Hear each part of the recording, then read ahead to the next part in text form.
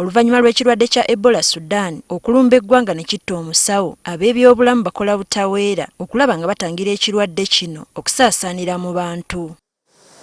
Olunaku lw'eggulo abantu abalala 2 baazuuliddwamu ekirwadde kino wabula nga baali bakwataganako n'omugenzi. Mu bivudde mu kwekebeja samples twaje kwabo abalina Oluganda ko yafa ekirwadde kya Ebola, tuzudde 2 abapya nga balina akawuka kano ka Ebola. Omusawo ono we yafiira yali amaze okugendako mu malwaliro okuli Saidina Abubakar Islamic Hospital e Matugga ne Ali mu Medical Center Nabweru, gano gombi gaggaddwa.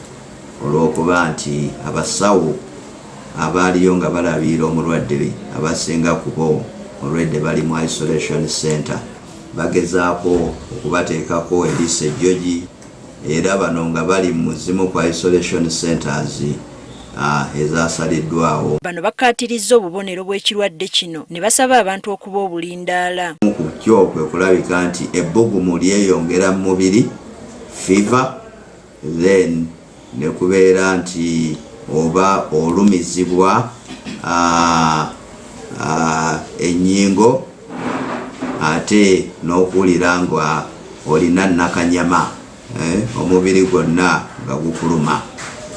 Okwogattako oluusi okuddukana ate n'okusesema. Abantu basabiddwa okwewala ebifo omuli abantu abangi ko n'okunaaba mu ngalo. Singa tunaaba mu ngalo n'amazzi aga sabbuuni tuba tukendeeza chances akawuka kano okubeera nga kasaasaana.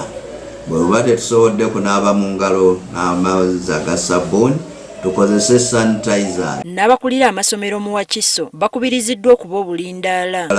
Okukoowoola abakulembera institutions zino nti babeere bulindaala okutuwa amawulire gano singa wabeerawo omwana yenna gwe basuspectinga nti ayinza okuba ng'alina obulwadde buno. Yo Minisitule y'ebyobulamu egamba erina enteekateeka nnyingi eziteereddwawo okweŋŋanga ekirwadde kino. Kiseera kino abantu abakakakasibwa okuba n'ekirwadde kino bakyali 3.